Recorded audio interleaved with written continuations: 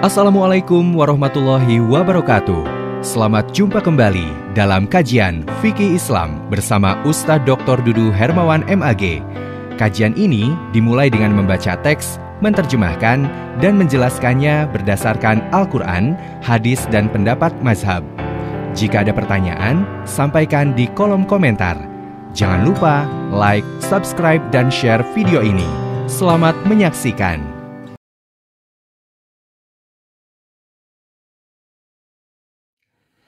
Assalamualaikum warahmatullahi wabarakatuh.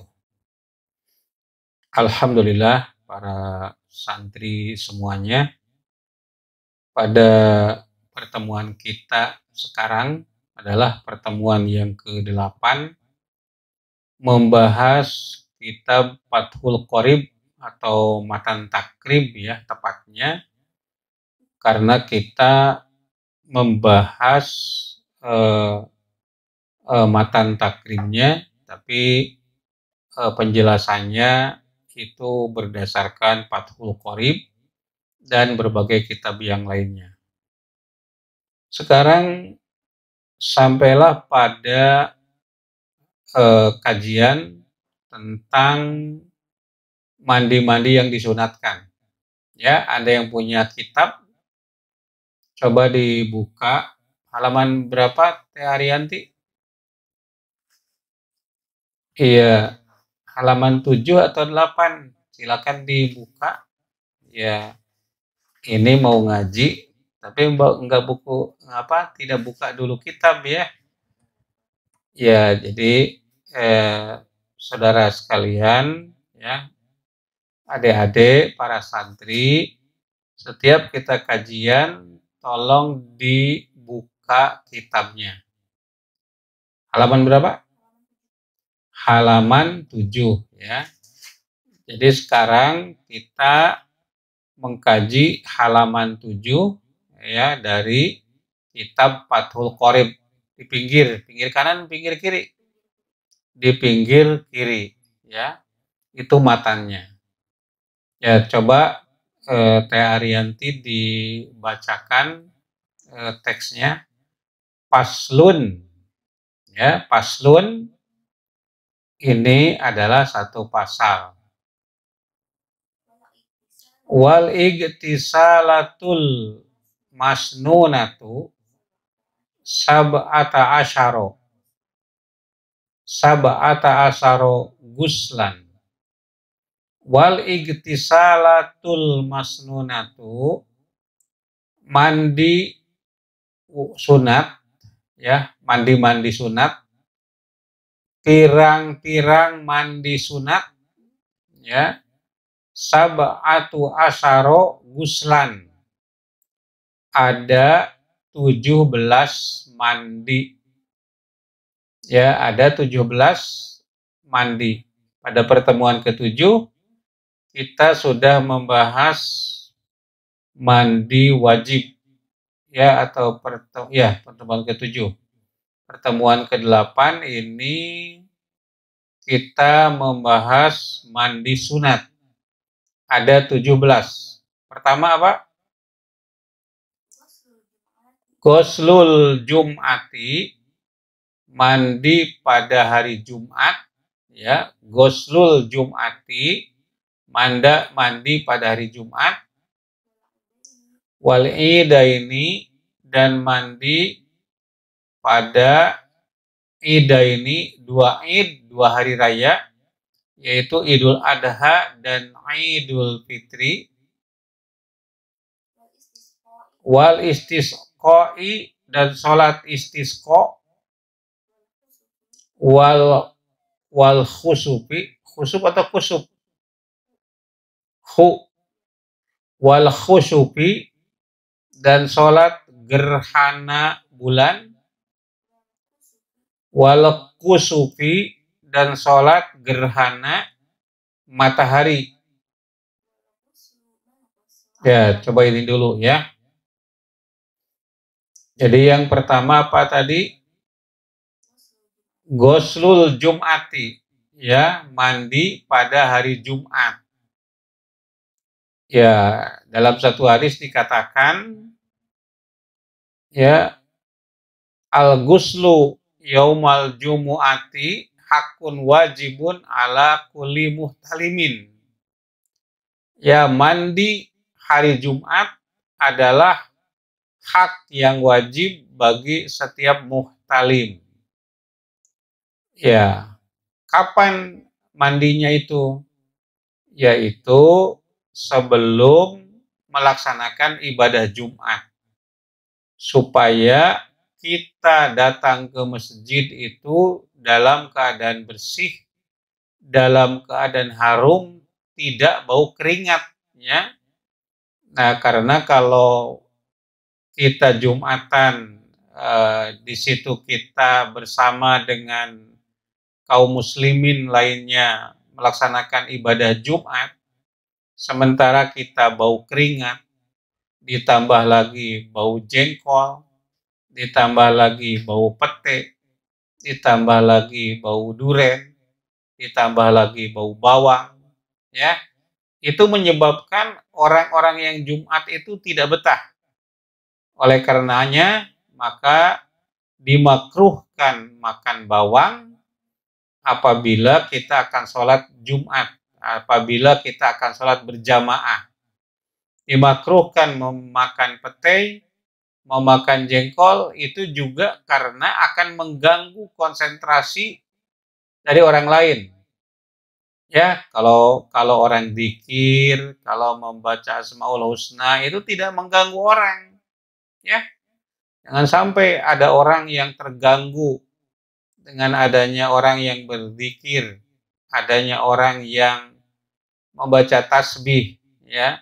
Yang mengganggu itu yang makan jengkol itu, ya. Yang tidak mandi pada waktu Jumat, ya. Nah, jadi yang pertama sekali lagi bahwa mandi yang disunatkan adalah apa tadi? Ghuslul Jum'ati, yaitu mandi pada hari Jumat.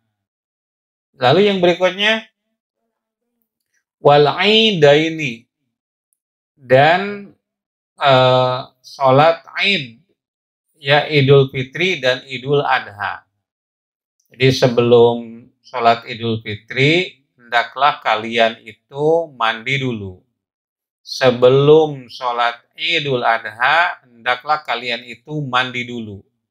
Supaya apa? Supaya harum, ya. Pada waktu Idul Fitri kan kalian itu memakai atau mengenakan baju baru, mengenakan mukena baru, menggunakan peci baru. Ya, semuanya baru tapi kok belum mandi. Yang keduanya bahwa kita itu akan bersama-sama dengan kaum muslimin yang lain, bareng-bareng gitu. Maka kondisinya mesti dalam keadaan segar. Diulangi, wal aidaini, dan sholat Idul Fitri dan Idul Adha. Yang berikutnya wal istisqoi, dan sholat istisqo. Sholat istisqo juga ini bersama dengan kaum muslimin lainnya. Ya, bareng-bareng. Mestinya harus dalam keadaan segar. Ya, wal khusupul qamar, ya, yaitu sholat gerhana bulan.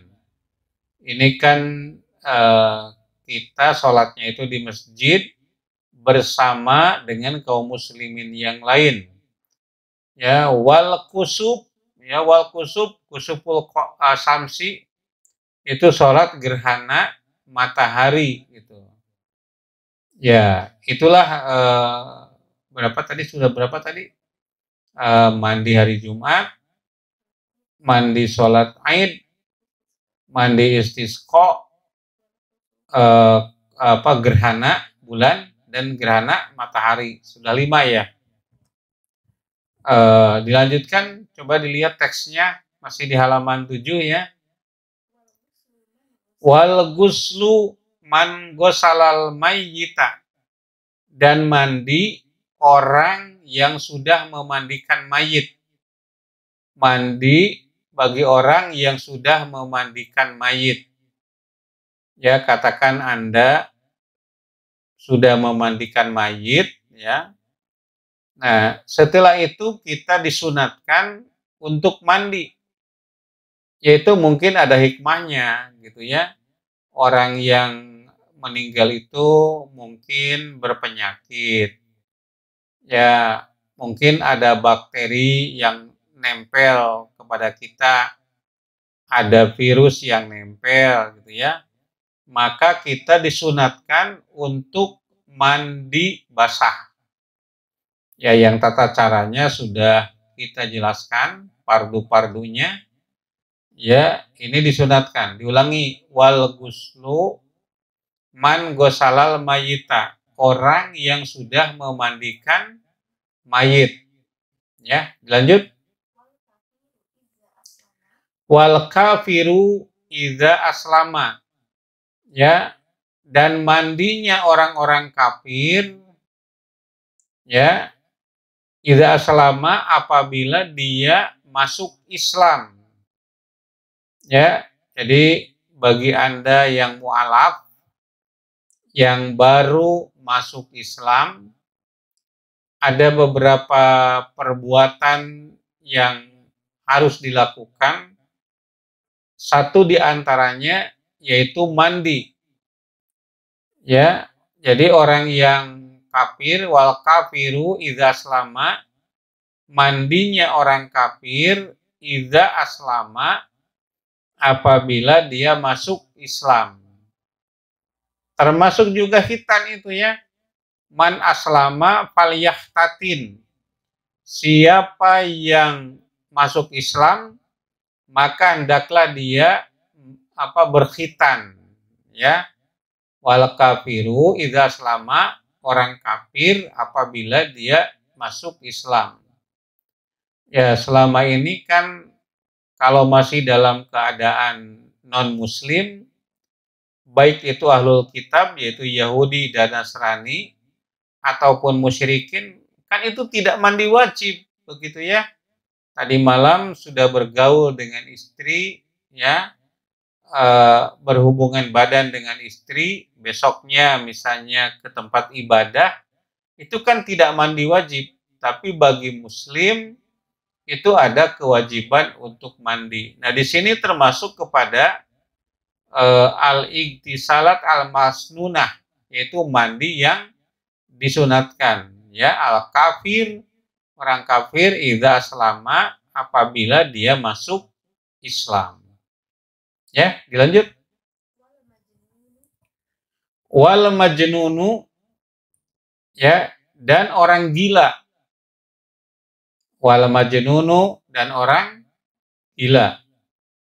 Terus wal mugma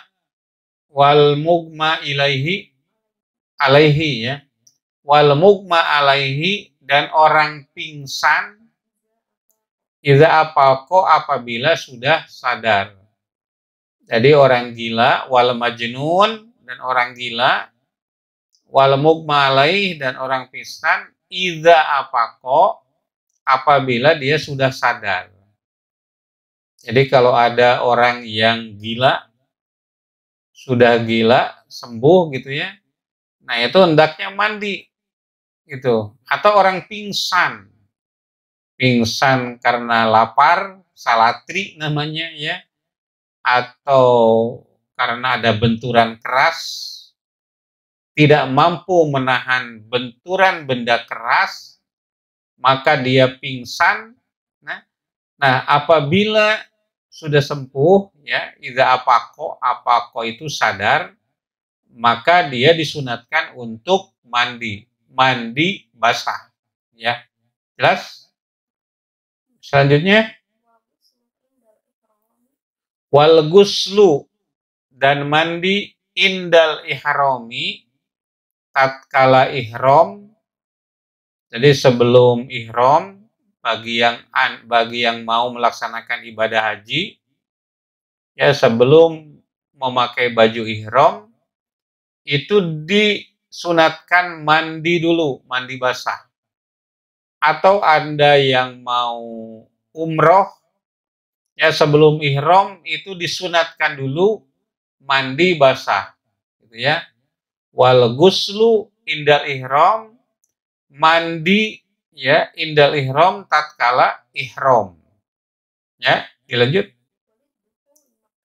Walid dukhuli Makkah, dan karena masuk kota Mekah.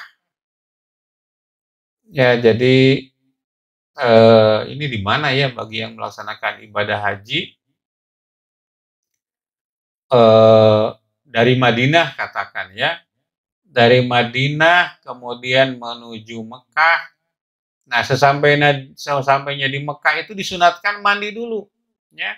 Walid dukhuli Makkah, dan karena masuk kota Mekah, baik untuk melaksanakan ibadah haji, untuk melaksanakan umroh atau kepentingan-kepentingan lain, disunatkan mandi terlebih dahulu. Walid dukhuli Makkah, dan karena memasuki kota Mekah. Ya, dilanjut. Walil wukufi bi Arafah, dan karena wukuf di padang Arafah.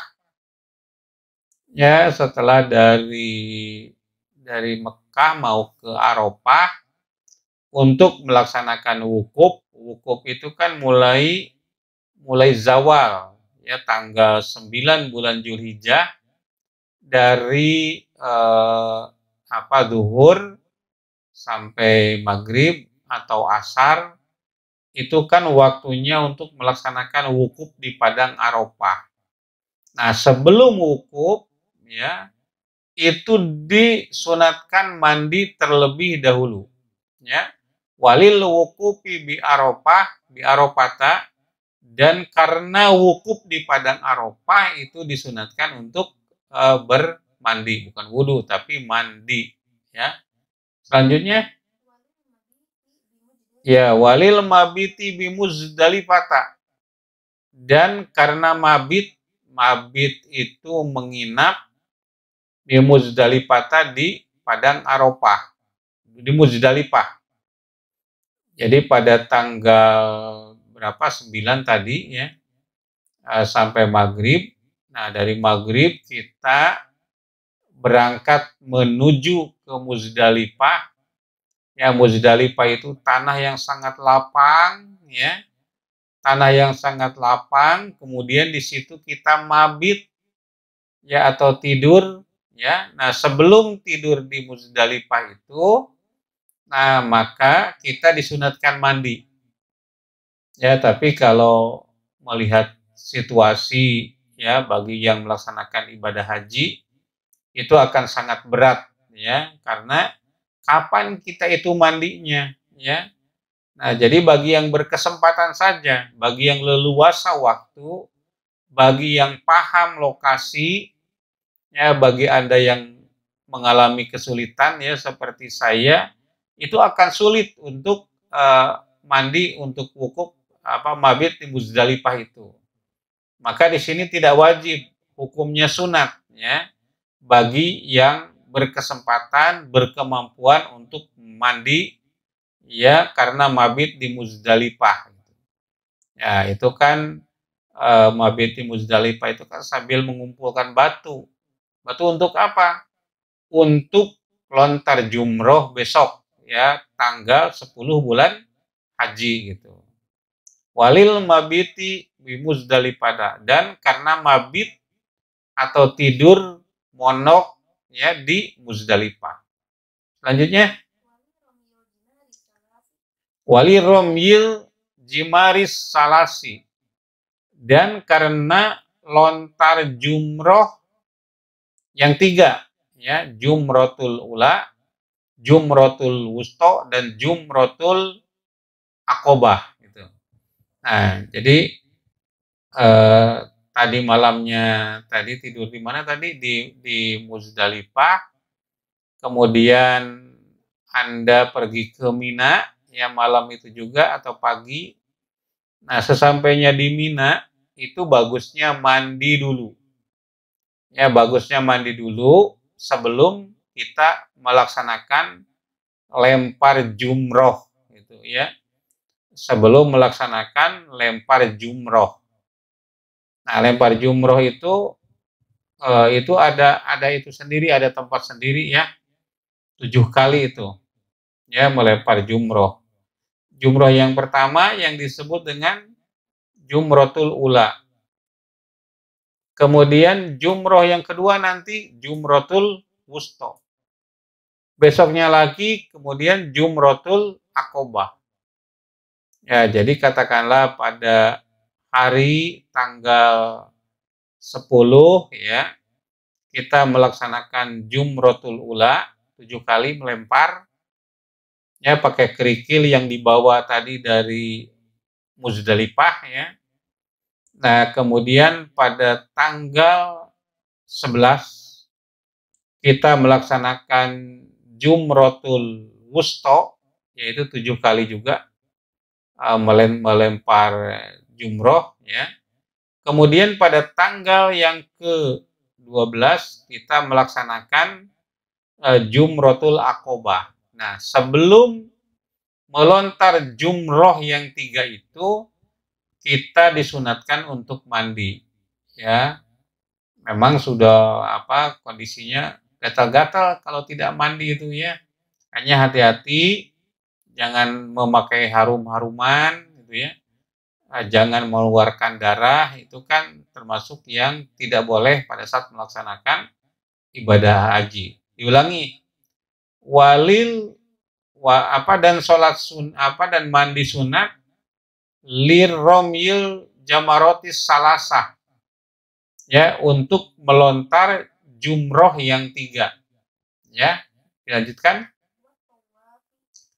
Watawafi dan tawaf. Ya, setelah lontar jumroh, besoknya tawaf ibadah mungkin ya. Nah, Anda itu akan melaksanakan tawaf. Nah, sebelum tawaf disunatkan mandi terlebih dahulu ya. Sebelum tawaf disunatkan untuk mandi terlebih dahulu. Selanjutnya wali sa'i dan untuk sa'i. Nah, ini kan repot juga ini ya. Karena setelah tawaf kan langsung sa'i itu. Itu kapan mandinya? Nah, bagi yang sempat, bagi yang bisa, bagi yang tidak mengalami kesulitan, sebelum sa'i itu hendaklah mandi dulu, wali sa'i.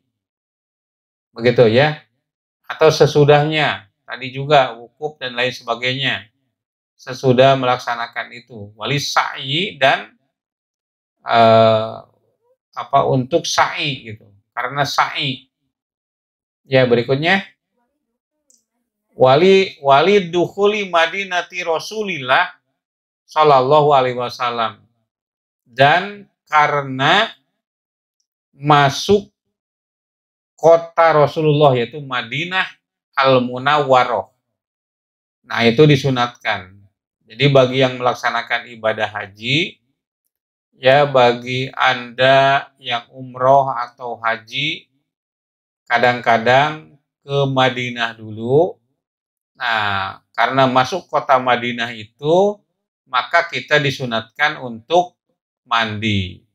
Atau dari Mekah dulu, ya. Nah, pada saat masuk ke Madinah disunatkan untuk mandi. Masuk kota Mekah disunatkan mandi, masuk kota Madinah disunatkan untuk mandi. Jadi dalam Islam itu mandinya ya seperti itu. Nah, bagi di luar itu mandi biasa. Ya. Sehingga orang Mekah ini teman-teman saya yang kuliah di Mekah, kan biasa kita itu tiap hari ya, saya sendiri sehari-hari itu kan mandinya 2 kali ya, yaitu bangun tidur ya kira-kira jam 3 atau jam setengah 4, itu biasa saya mandi. Nah, nanti ya sore juga saya mandi gitu. Nah, kawan-kawan yang berada di Saudi Arabia bingung ini. Kok orang Indonesia banyak mandi? Apakah ini sudah berbuat dosa? Karena bagi mereka mungkin yang dikatakan mandi cuma mandi junub ya, mandi hari Jumat gitu ya. Jadi kita yang mandi itu dianggap junub ya. Padahal itu kita mandi biasa, karena apabila kita kotor ya, itu kita biasanya mandi. Nah, para santri semua, itulah pertemuan yang berapa? Ke-18 ya. Ke-8. Ya, pertemuan yang ke-8. Insya Allah pada pertemuan yang ke-9 ya kita akan membahas ya pasal yang berikutnya. Pasal apa itu, Teh Arianti? Tadi al-iktis. Ya, pada pertemuan yang ke-9 ya, kita akan membahas mashul khufain, mengusap dua sepatu. Ya, kalau Anda memakai sepatu agak panjang menutupi mata kaki, ketika berwudu tidak perlu dibuka, ya. Tapi syarat dan ketentuan berlaku, ya. Insya Allah pada pertemuan ke-9. Saudara sekalian dan para santri, itu saja yang dapat saya sampaikan. Jika kalian masih ada pertanyaan, silakan sampaikan pertanyaan itu kepada kami. Terima kasih. Nasrun minal wa fatun qarib wa basyiril mu'minin. Walhamdulillahirabbil alamin. Wassalamualaikum warahmatullahi wabarakatuh. Demikianlah kajian fikih Islam oleh Ustadz Dr. Dudu Hermawan MAG. Semoga bermanfaat. Selamat berjumpa kembali pada video berikutnya. Wassalamualaikum warahmatullahi wabarakatuh.